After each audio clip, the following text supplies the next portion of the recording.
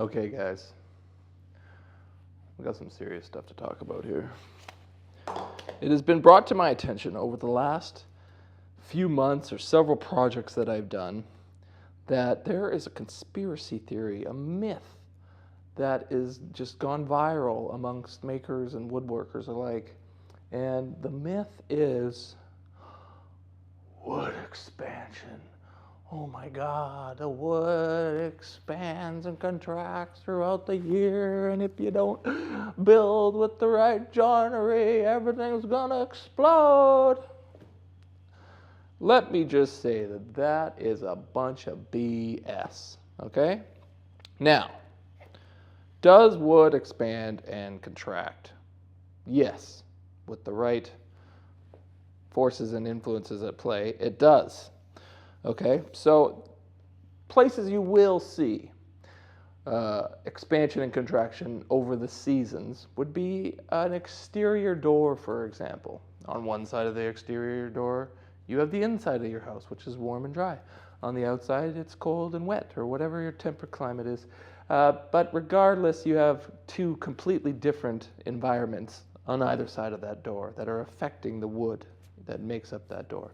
Now, you will see expansion there because the door is going to absorb moisture during the winter months, and the expansion will occur, and you'll get, a tightening of that little margin where the door closes.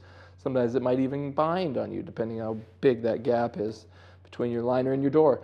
And then in the summer, it'll dry out, and that'll shrink up, and the gap will get bigger, and the door will be working but nicely.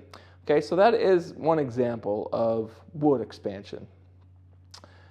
That definitely needs to be accounted for. Exterior doors, okay? Another example would be hardwood floors. Okay, now you can legitimately experience expansion, and it can have a catastrophic effect if you don't pay attention to the moisture content, especially in your subfloor, before you put a hardwood floor down. So oftentimes people will bring wood into a house, let it acclimatize for 3 to 4 weeks before laying a hardwood floor, which is a great practice. A lot of people are in a hurry, and so they put down tar paper, or there's different roll-out membranes that you can put down on your floor, and that prevents moisture transfer from your subfloor to your hardwood and prevents, the hardwood from expanding and stuff like that. Okay, and also when you lay a hardwood floor, you always want to leave, 3/8 to 1/2 of an inch gap all around the perimeter of your hardwood, wherever your exterior walls or interior walls are, so that the wood, if it does expand, it doesn't run into the walls, because if the wood can't expand, it will buckle, okay? Oftentimes when you do see issues like this, it always has to do with moisture. Either the house was built in a very wet period, rainy winter time, and the subfloor and the framing, everything's still very wet, even though there's a roof on and walls and all that sort of stuff. And the moisture content in the plywood is higher than in the hardwood, in which case when you put the two pieces together, the moisture will balance itself and cause the hardwood to expand, okay? That's why we use moisture meters. But this brings me to my main point. People have been freaking out about furniture, that furniture is going to expand and contract a noticeable amount throughout the winter and summer or whatever inside your warm, dry, climate-controlled house. And people have been posting comments every time I make a breadboard end table or side table or workbench or anything where the grain isn't running in the same direction or whatever. People just lose their minds on Instagram, on YouTube. All the comment sections get, oh, that table's going to crack apart and the joinery is going to explode and, zombies are going to come out. It's like, are you kidding me? Like, that is nonsense, okay? Here's why. It takes years to air dry a piece of wood, okay? And if you know anything about woodworking, you know that you don't build with wet wood, okay? If I was to build a table and with green wood, I'm sure there would be all sorts of shrinkage issues and cracking and splitting, and the joinery would split apart, and you would have some major, major issues, okay, if you built with really fresh sawn green wood, okay? But nobody does that. No furniture maker does that. We all buy stable, dry, air dried or kiln dried, whatever it is. The wood that we build with is always, 10% moisture or less ideally, okay? And when this is the case, the wood ain't gonna expand or contract. It's stable. It's going to stay the same size.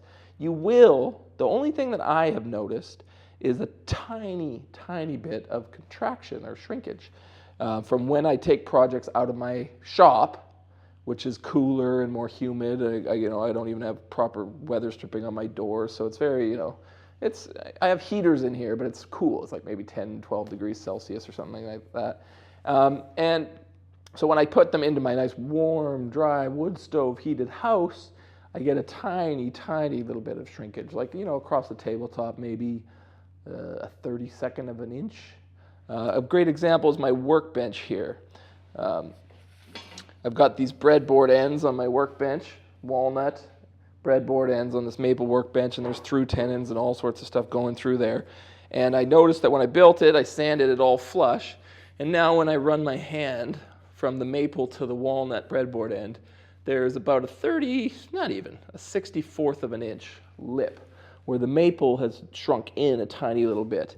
And the walnut has also shrunk in a tiny little bit because the through tenons on the end, which were sanded flush, are sticking out like a 64th of an inch. You can just feel it when you run your fingers over. It doesn't really have any effect. Okay, so I've noticed that. I've noticed that on my table, my giant table where I put breadboard ends on it. Everybody said it's going to crack apart. You can't put glue in a breadboard end. I glued the shit out of it. Okay, and nothing's cracking apart. It's been in my house for a year now.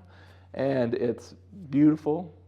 I've noticed a tiny little bit of shrinkage and just some lips forming because the wood wasn't completely dry when I started using it. It was maybe about 12, 13, maybe even 14%. So there's been a little bit of shrinkage here and there. Nothing to affect the joinery or anything like that. And this has been the case with every single thing I've built. I've built like 7 or 8 different breadboard tables, and I've never had an issue with a single one. I've glued every single one. I've done through tenons on some of them. It doesn't have an effect, okay? So everybody that's freaking out about the wood expanding and contracting, you might have read that in a book or some magazine, that was publishing articles from the Middle Ages when people had dirt floors and, livestock in their house and the rain coming through the roof. Yeah, maybe then we needed to worry about wood expansion in our furniture, okay? The other thing about furniture is that you put a finish on most furniture. Most of the time it's a varnish finish, which is like a layer of plastic, which then prevents that wood from absorbing moisture. Can there still be a moisture transfer? Yes, a microscopic amount of moisture can still be absorbed or still be released through a finished piece of furniture, okay? But we're talking microscopic amounts. It doesn't have any effect on your work, okay? So everybody that's been freaking out and paranoid to try a certain joint or put a breadboard end on a table because you're worried about wood expansion, let me just put your fears at ease. Just release them out into the universe and just say, no more. I will not believe these lies, and I will now build what I want, how I want, with stable dry wood and not have to worry about explosions and stuff, okay? I know I'm a little irritated because ignorance just pisses me off on so many levels.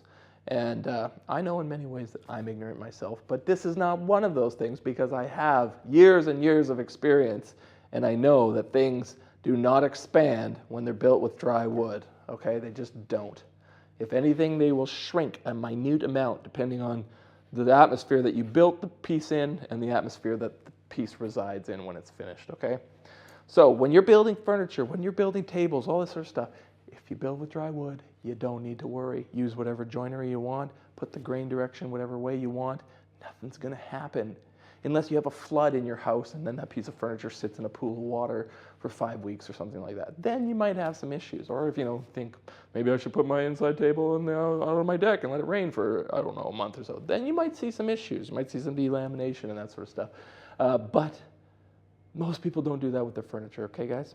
So I know the comment section is probably going to light up and people are going to post all these articles and links for websites and blah, blah, blah, blah, blah, and calculations and blah, blah, blah, blah, blah. I build furniture for a living. I know what wood does, and it doesn't expand. Once you've built a piece of furniture, once you've finished all 4 sides and you put it inside your house, it's not going to move around on you.